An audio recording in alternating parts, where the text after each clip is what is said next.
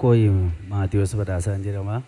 Kan irraa dhufe naangoo ganda Laaloo Saabii naangoo ganda Duwwaa lama. Ani wanti Waaqayyo naaf godhe 2013 asii Gistaawusii qabadheenii kadhachiifachuuman dhufe Gistaawusiin qabadhe. Gistaawusii qabadhee asumatti yeroo isaan nuu kadhatanii kadhannaa nuuf kadhatan keessaa waan hundumaan eebbifamtu, manaan hin eebbifamtu, makiinaan hin eebbifamtu jedhanii nuu kadhatan. Tu gara lafa kanaan dhufin isin hojiin keessan maalidha? Dura baay'ee waggaa dheeraa sangaan nagadaa ture. Sangaan nagadaan ture milkaa'umsi hin jiru. Nanna gadaa kiisii koos hin jiru, akkaawuntii koorras hin jiru. Utuma kanaan jiru sangaa dhiisee gara buna daldala bunaa baafachuutti dhufe. Isan daldala bunaa irratti yama baafadhee utuman daldaluu 2013 kana birrii xiqqoon qabaa asuma dhufeen kadhachiifadhee galee zayitii dibataa asuma fudhadhee galeen naannooma Gimbii jechuudha. Naannooma warra Sayyoo keessaa birrii 1700 manuma caccabaa wayii bitadhee jechuudha.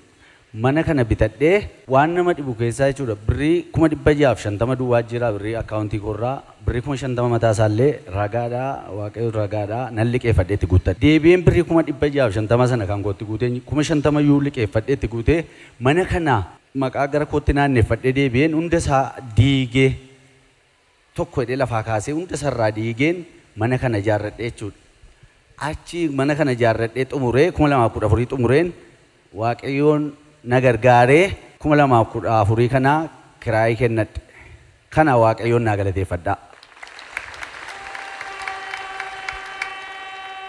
Achumaan immoo itti fufee jechuudha 2015 immoo kan daldaltootaa jiraawuni asuma dhufe. Sagalee raajii baasan keessaa qulfii makiinaa jedhanii qulfii manaa jedhanii kana hundumaa barreeffadhaa jennaan waa 10 keessaa makiinaan illee keesseera jechuudha. Makiinaa fe'umsaa kanin mataa koo ofii kootiin yeroo baay'ee nama gaafachuurraa hojii fiildii koodha bunan nagada waan ta'eef kanin ittiin fedhu jedheen mata duree koo irratti barreeffadhe kana makiinaa fe'umsaa mataa kooti Waaqayyooti naa kennuu qabdaan jedheen. Inni lammaffaa immoo isa hojii mana nagadaa mana hojii naa kennuu qabdaa jedheen Waaqayyoon kadhadhe. Mata duree poostaa keessanii ol qabaa. Now lift up your prayer request. Amma isarratti dubbanna. Gara Waaqayyootti ol qabaa. Yeroon kun yeroo kadhataati. I'm going to declare a word upon this, your prayer request for this. Waggaarraa isa dhuftanitti dhugaa baatan sana himtu Waaqayyootti amma. Ammaa kaasee humna dhiiga oolichaan deebii argateera. This your desire. Ammaa kaasee humna dhiiga oolichaan deebii argateera. Answered. Ammaa kaasee ajajeera. Now on I command. Waggaarraa deebiin ati dhiyeeffatte gaaffiin ati dhiyeeffatte kun hundi This all gaaffii ta'ee nafu deebii isaa fiddee dhufta ajajeera dhiiga oolichaatiin.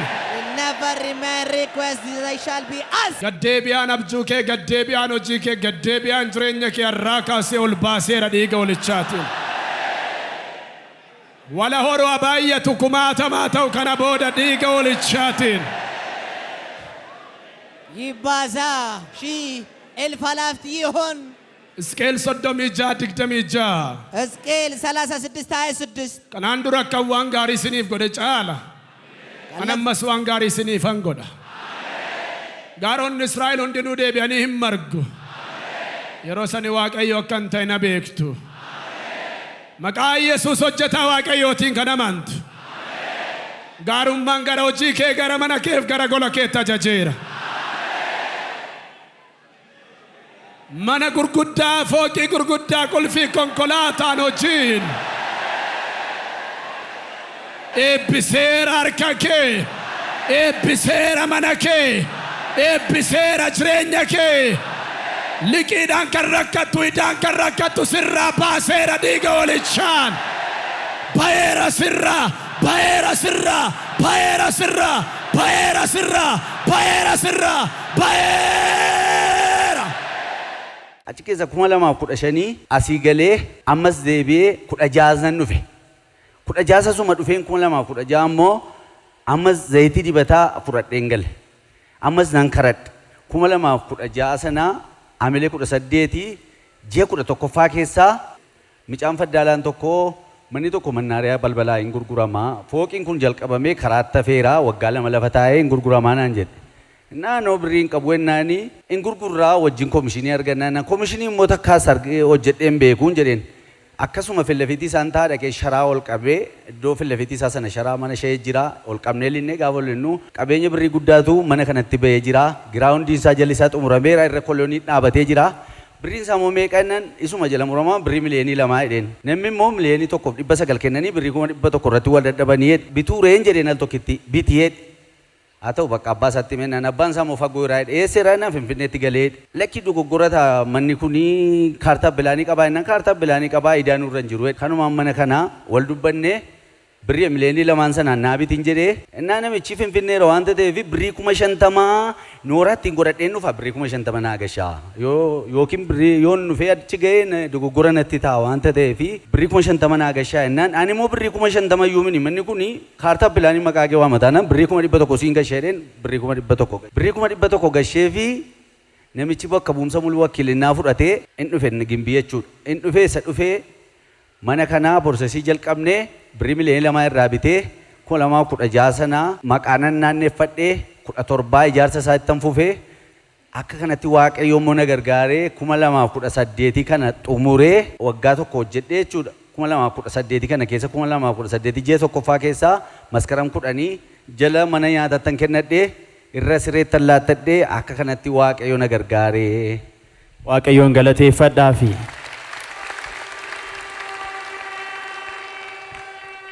dhugabaumsi konni sadaffaa immoo yeroo baay'ee jechuudha makiinaan barreeffadhe keessaa jechuudha makiinaa manaa kennuu qabda jedhe keessaa yeroo baay'ee buna keeshaa 30-20 mandararra deemeen funaana warrumti makiinaa qaban illee tursanii yeroo baay'ee aduu faanatti dhiisisanii bunni koo bakkee faas bulee beeka jechuudha kanaaf ati waaqayyooti qabeenya kana caaluyyuu naa laatte maal ta'a yoo makiinaa an keessuma ba'ee faa jechuudha bajaajii ishee keeshaa 12 baattu faa garaan koo yaadeera bitachuudhaaf deebi'ee garaan koo tokko immoo halkan ciisee jechuudha waaqayyo maal waanuma guddaa naa kenne ginaa laatte immoo mana iyyuu naa laatte fooqii iyyuu naa laatte mana jireenyaan innaan koo keessaa galuu naa laatte waaqayyooti anaaf makiinaa manaa kennuu qabdan jedheen qophaa koo jechuudha kan maatiin koos hin beekne qophaa koo keessa kootte jechuudha bara nammoo 2018 maskaram 6 oobamaa kana birrii miliyoonii 3,600 goddenyaan koo waamee manatti gurguree naaf kenne kanaafis waaqayyoon naa galateeffadha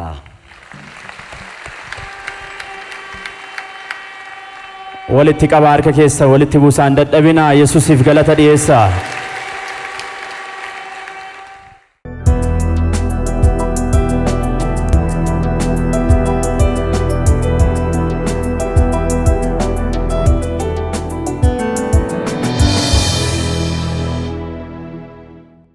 አቶ ማቴዎስ በዳሴ የመጡት ከሜራ ወለጋ ከናንጎ ከተማ ሲሆኑ ምስክርነታቸውን እንዲህ ብለው መስክረዋል። እኔ በሬ ነጋዴ ነበርኩኝ። በዛም ደግሞ ብዙም ስኬታማ አይደለሁም። ያ ስራ እየሰራሁኝ የቡና ንግድ ፍቃድ አወጣሁኝና ይህንን ቡና መነገድ ጀመርኩኝ። እንዲሁ ያልኩኝ ይህን ስራ እየሰራሁኝ ብርም ትንሽ ስይዝ እኔ ወደዚህ ወደ አራዋቂ አዱኛ ቤተክርስቲያን 2013 ዓመተ ምህረት መጣሁኝና እግዚአብሔር እንዲባርከኝም ደግሞ ተማጽኜ ገባሁኝ። እንዲሁም የጸሎት ሪስ አድርጌ እግዚአብሔር ቤት እንዲሰጠኝ እና መኪና እንዲሰጠኝ ያንንም ደግሞ ጽፍ ያስገብቼ ገባሁኝ። ከዚህ ስገባም ከግንቢ ከተማ በ700,000 ብር እኔ ቤት ያለው መሬት ገዛሁኝ። ያንን ቤት አፈረስኩኝና 2014 ዓመተ ምህረት ደግሞ ያንን ቤት አዲስ ሰርቼ ክራይ ሰጠሁኝ። እግዚአብሔር በዚህም ባርኮኛል በማለት እያመሰገኑ መስክረዋል። እንዲሁም 2015 ዓመተ ምህረት ደግሞ የነጋዴዎች ኮንፈረንስ መጥቼ ይሄንን ተካፈልኩኝ። እግዚአብሔር አሁንም መኪና እንዲሰጠኝና ሌላ ቤት እንዲሰጠኝ እንዲሁ ደግሞ ስኬታማ እንዲሆን ይሄንንም የጸሎት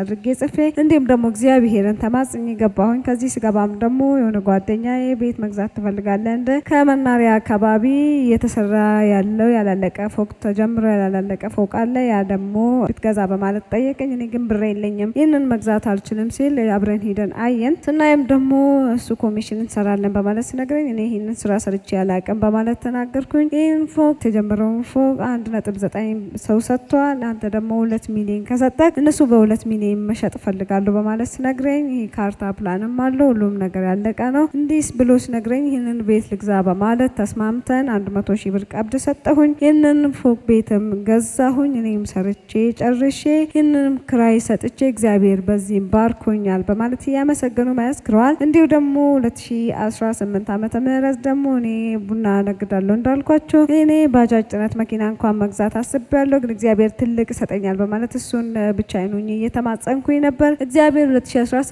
ዓመተ ምህረት ደግሞ ባማ መኪና 3.6 ሚሊዮን ገዝቼ ይህንንም ደግሞ እግዚአብሔር በዚህም ባርኮኝ ለምስክርነት መጥቻለሁ በማለት እያመሰገኑ መስክረዋል። እኛም ለዚህ ሁሉንም ማድረግ ለሚችል ኢየሱስ በጭብጨባና በእልልታ ክብር እንሰጣለን።